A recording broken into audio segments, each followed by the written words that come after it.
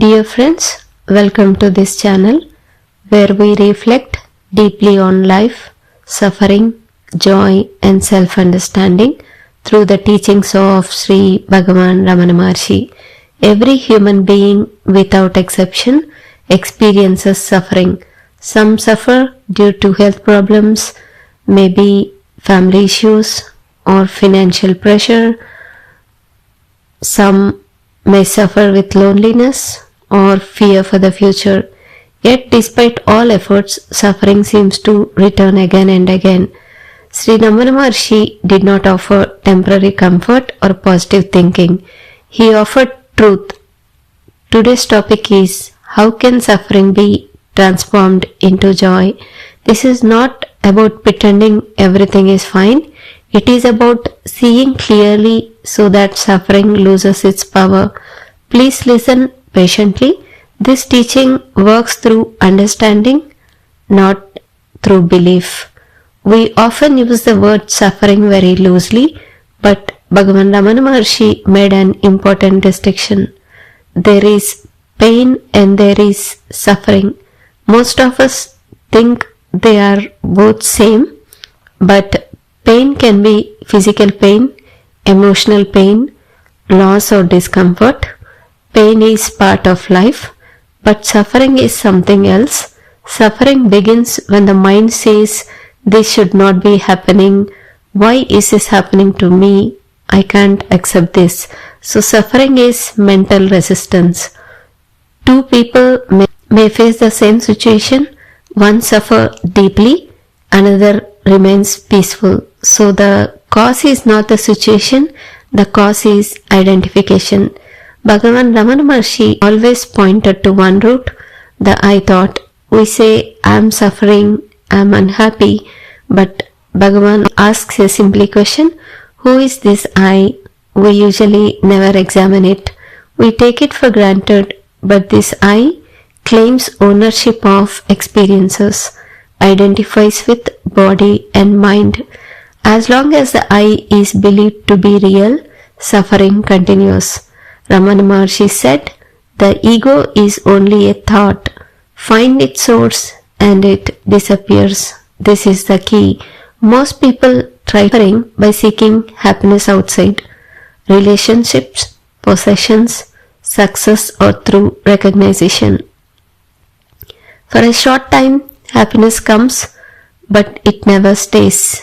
The reason can be, Bhagavan explains, when a desire is fulfilled, the mind becomes temporarily quiet. In that quietness, the natural joy of a self is felt. But we wrongly say, this object gave me happiness. Later, when the object changes or disappears, the mind becomes disturbed again. This cycle creates attachment, fear, anxiety, and future suffering. What we call happiness often becomes the cause of suffering. According to Bhagavan Ramana Maharshi's teaching, when suffering arises, do not ask why is this happening, how can I escape this? Instead, gently ask, to whom does this suffering arise? The answer will come, to me.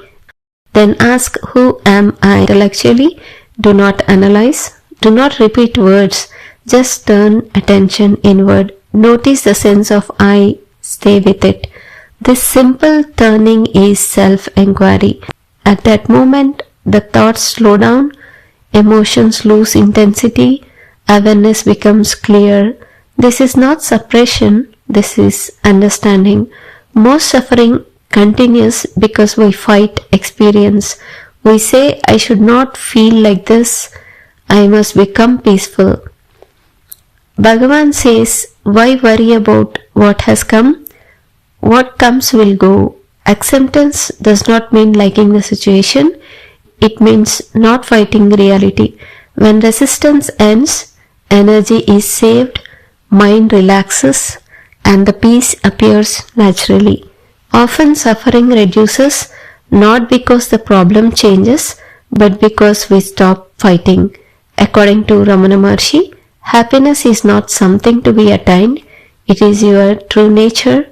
Joy is not excitement, it is not pleasure, it is peace. This joy has no cause, has no opposite, does not depend on conditions. Why do we not feel it always?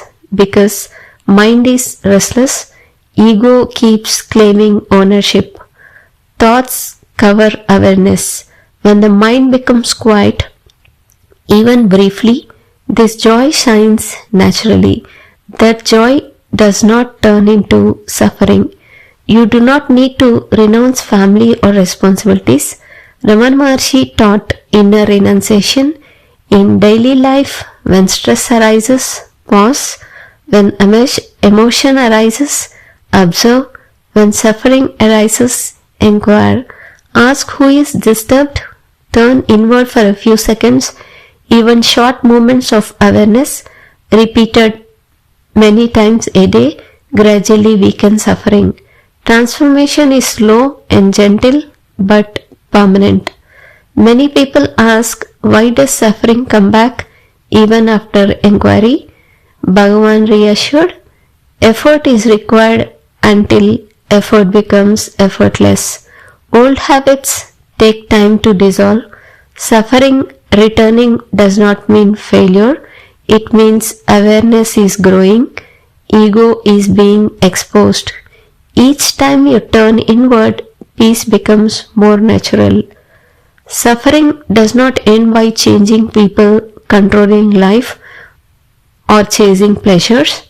Suffering ends when the ego is understood, identification drops. Awareness remains. You are not the sufferer, you are the awareness in which suffering appears. That awareness is silent, peaceful, and joyful. Peace is your true nature. Abide in it. Thank you for listening patiently. If this teaching helped you, please like, subscribe, and share this video.